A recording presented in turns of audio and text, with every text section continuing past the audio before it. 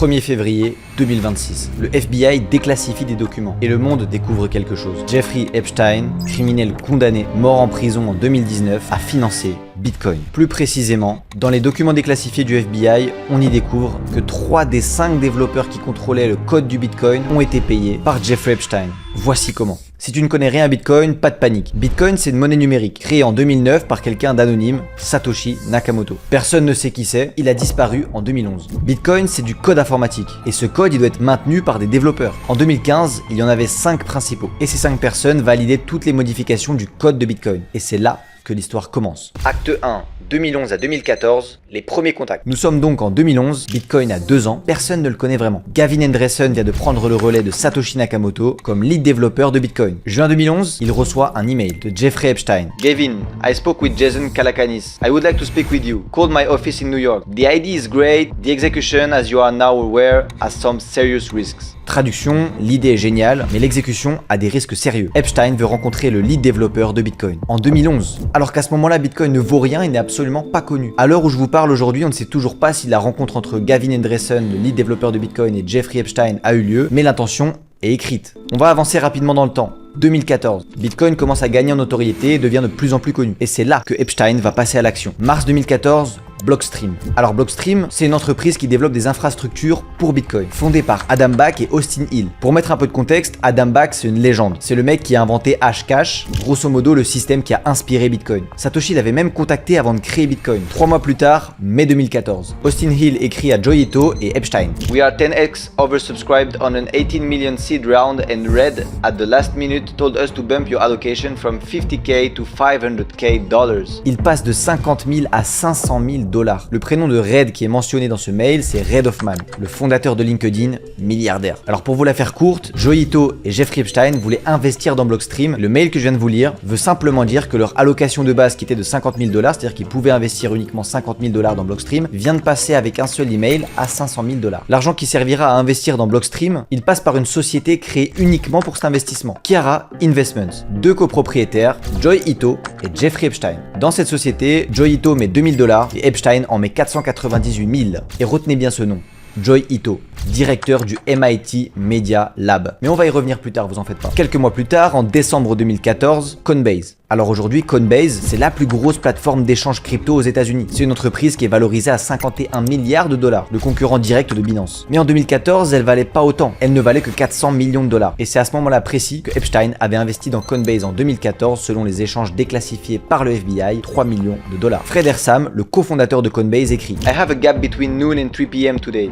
Would be nice to meet him if convenient. Ce serait bien de le rencontrer. Quand il dit le rencontrer, il parle ici bien évidemment de Jeffrey Epstein, ce qui signifie que le cofondateur de Coinbase savait déjà à qui il avait affaire et qui avait envie d'investir dans son entreprise, et que malgré les affaires sur Jeffrey Epstein, il passait outre. Parce qu'à ce moment-là, en 2014, Jeffrey Epstein, il est déjà connu pour des faits de sur mineurs et trafic d'êtres humains. Il a même déjà été condamné pour ça, donc c'est assez surprenant de voir le cofondateur de Coinbase accepter cette requête-là. Ok, récapitulons un petit peu, ça fait beaucoup d'informations. 2011, Jeffrey Epstein contacte Gavin Andresen, le lead développeur de Bitcoin, celui qui a pris la place de Satoshi Nakamoto. En 2014, il investit aux côtés de Joe Ito dans Blockstream. Et pour finir cette belle année 2014, il investit dans Coinbase, une des entreprises crypto les plus prometteuses de l'année 2014. Tout ce qu'il a fait à ce moment-là, c'est pas du tout aléatoire. Epstein cible Bitcoin de manière systématique. Mais ce qui va suivre, c'est là que ça devient beaucoup plus sombre. Acte 2, 2015, la crise. Avril 2015, la Bitcoin Foundation fait faillite. La Bitcoin Foundation, c'est l'organisation qui payait les salaires des main développeurs de Bitcoin. Les 5 développeurs principaux de Bitcoin n'ont plus de salaire. Toutes les modifications possibles passent par eux. Et là, c'est la course. Plusieurs organisations veulent les embaucher. Parce que implicitement, celui qui va payer le salaire de ces main développeurs, il gagne beaucoup en influence. Et c'est là que le MIT rentre en jeu. 15 avril 2015, le MIT Media Lab lance une initiative, le Digital Currency Initiative, le DCI. Le directeur, Joe Ito, celui qui a co-investi dans Blockstream avec Jeffrey Epstein. Avril 2015 toujours, email de Joe Ito à Jeffrey Epstein. Many organizations scrambled to step into the vacuum created by the foundation and take control of the developers. Prendre le contrôle des développeurs. We moved quickly talking to all the various stakeholders and the 3 developers decided to join the Media Lab. This is a big win for us. C'est une grosse victoire pour nous, dit-il. Les 3 développeurs rejoignent le MIT Media Lab. Gavin Andresen devient le Chief Scientist, Vladimir Van der Laan devient le Lead Développeur et Corey Fields, quant à lui, devient le Core Contributor. 3 sur 5, 60% des développeurs qui contrôlent Bitcoin, payés par le MIT. Mais voilà la question. D'où vient l'argent? 25 avril 2015, soit 10 jours après le lancement de cette initiative, Joi Ito écrit de nouveau à Jeffrey Epstein. Used gift funds to underwrite this which allowed us to move quickly and win this round. Thanks. Traduction, j'ai utilisé les fonds de la donation pour financer cela. Merci. Les fonds de donation? Eh oui, puisqu'entre 2002 et 2017, Epstein a donné 850 000 $ au MIT. Alors pour dégrossir un petit peu, il a donné 850 000 $ au MIT, qui est une organisation énorme et dont Joi Ito n'est pas le directeur. Et dans ces 850 000, eh bien en fait, il y en a déjà 525 000 qui sont dédiés au MIT Media Lab, qui là effectivement est une organisation gérée par Joi Ito, l'ami de Jeffrey Epstein. Donc là, les 3 développeurs qui contrôlent le code de Bitcoin ont été payés avec l'argent d'Epstein. Indirectement, via le MIT, mais l'argent venait d'Epstein. Et une information qui est quand même cruciale et que je tiens à préciser, les développeurs ne le savaient pas. Ils pensaient simplement être payés par le MIT, ils n'étaient pas au courant. Le seul au courant, c'était Joi Ito. Lui, il savait et il a caché ça pendant 4 ans. Acte 3, les preuves. Maintenant, regardons les preuves. Les emails qui peuvent montrer que Jeffrey Epstein voulait vraiment influencer Bitcoin. Retour en 2011. L'email à Gavin Andresen. The idea is great, the execution, as you are now aware, has some serious risks. Dans cet email, on comprend facilement que Jeffrey Epstein voulait parler des risques de Bitcoin à Gavin Andresen. 5 ans plus tard, en 2016.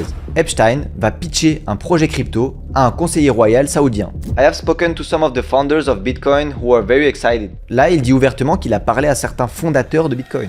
Les fondateurs. Mais comme je l'ai dit au début de cette vidéo, Satoshi Nakamoto, le vrai fondateur de Bitcoin, il est anonyme, disparu depuis 2011. Aucun signe de vie. Alors attention, je ne dis pas que Jeffrey Epstein était Satoshi Nakamoto, mais factuellement, Epstein se vantait de connaître les fondateurs de Bitcoin. Donc soit il ment, soit il sait quelque chose. Regardez bien le pattern de ce que je viens de vous expliquer dans cette vidéo depuis le début. 2011, il contacte Gavin Andresen. 2014, il investit dans Blockstream pour plus de 500 000 $. 2014 toujours, il investit dans Coinbase, 3 millions cette fois-ci. En 2015, il finance les développeurs via le MIT pour plus de 525 000 $. Et en 2016, il prétend connaître les fondateurs. C'est pas aléatoire, c'est méthodique. Epstein voulait être le plus proche possible de Bitcoin, avoir de l'influence. Acte 4, le réseau. Maintenant, zoomons un petit peu plus, parce qu'en réalité, c'est pas juste Bitcoin, mais c'est toute la Silicon Valley. Et au centre, Epstein. Première connexion intéressante, Joi Ito. C'est lui qui s'est servi des donations du MIT Media Lab pour du coup payer les développeurs de Bitcoin, donations faites par Monsieur Epstein. Et en 2019, le scandale éclate. Le monde est désormais au courant que l'argent utilisé pour payer les développeurs de Bitcoin était celui de Jeffrey Epstein et que Joi Ito le savait. Suite à ce scandale, ce dernier démissionne. Deuxième connexion intéressante, Reid Hoffman, cofondateur de LinkedIn et milliardaire. Il a également visité l'île d'Epstein avec Joi Ito. Il l'admet publiquement et il dit qu'il y allait uniquement dans le but de collecter des fonds pour le MIT. Troisième connexion, Brock Pierce, cofondateur de Tether, USDT, le plus gros stablecoin en crypto. 1801 mentions de Brock Pierce dans les Epstein Files déclassifiés par le FBI. Il a bien évidemment rencontré Epstein en 2011 sur son île. Vous voyez, ce n'est pas juste Epstein qui a investi dans le Bitcoin, c'est un réseau. Le MIT, les développeurs Bitcoin, Coinbase, le cofondateur de Tether, tous connectés à un seul homme, Jeffrey Epstein. Acte 5, ce que ça signifie. Alors, qu'est-ce que ça veut dire tout ça? Est-ce que Bitcoin est compromis? Est-ce qu'il y a des backdoors dans le code? La réponse, non. Bitcoin Core est open source, ce qui signifie que le code est public. Des milliers de développeurs le vérifient en permanence. Chaque modification passe par un processus rigoureux. Signature cryptographique, peer review, etc. Pour le coup, ça c'est un petit peu plus mon domaine parce que je suis moi-même développeur, mais non pas sur Bitcoin, mais sur Solana cette fois. Et je suis notamment le créateur de F-Project, qui est un bot de sniping, donc qui me permet d'acheter n'importe quelle crypto-monnaie à la même milliseconde qu'elle est créée. Et c'est ce qui me permet de faire entre 40 et 60K par mois. Et tout ça, je le documente et je vous l'apprends également sur cette chaîne YouTube. Donc pour ceux qui me découvrent avec cette vidéo, n'hésitez pas à aller voir les autres vidéos de ma chaîne. J'ai notamment un guide de 56 minutes qui vous apprend comment je me sers de mon bot pour voler des voleurs sur Solana en même coin. Je vous mets ça en première ligne de description. Ça a changé personnellement ma vie et ça a changé la vie de plein d'autres personnes également, comme celui-ci ou encore celui-ci. Donc intéressez-vous-y avant que ce soit trop tard. Et aujourd'hui, avec toutes les vérifications qui ont été faites, aucune backdoor dans Bitcoin. Il n'y a donc aucune preuve que Epstein a influencé le code. Vladimir van der Laan, un des développeurs payés par le MIT, a même dit ceci. The sponsorship comes with no strings attached whatsoever. Le financement n'avait aucune condition. Et techniquement, il a raison. Bitcoin est safe. Le code est clean. Mais ce que cette histoire révèle, c'est autre chose. En 2015, Bitcoin était vulnérable. 5 personnes en 2015, elles avaient besoin d'argent. Plusieurs organisations ont essayé de prendre le contrôle des développeurs, alors que Bitcoin, c'est quand même censé être décentralisé, n'avoir besoin de personne. Mais en 2015, quelqu'un avec assez d'argent pouvait influencer qui contrôlait le code. Et c'est exactement ce qu'a fait Epstein. Aujourd'hui, le financement de Bitcoin, il est bien plus transparent. Plusieurs organisations financent des développeurs. La Human Rights Foundation, Brink, Spiral ainsi que Chaincoin Labs. Mais à mon sens, cette histoire, ça reste quand même un avertissement. Que même Bitcoin, supposément décentralisé, a eu un moment de faiblesse. Et d'ailleurs, quand ces dossiers dont je suis en train de vous parler ont été déclassifiés il y a quelques jours de ça, Bitcoin a chuté de 10% en une journée. On est passé de 78 000 $ à 70 000 à l'heure où je tourne cette vidéo, soit quelques jours seulement après la déclassification du FBI. Les gens ont paniqué, même si techniquement rien n'a changé dans le code, parce que la confiance compte, la réputation compte. Alors voilà ce qu'on retient. 1. Epstein a systématiquement ciblé Bitcoin entre 2011 et 2016. 2. Il a financé 3 des 5 développeurs principaux de Bitcoin via le MIT.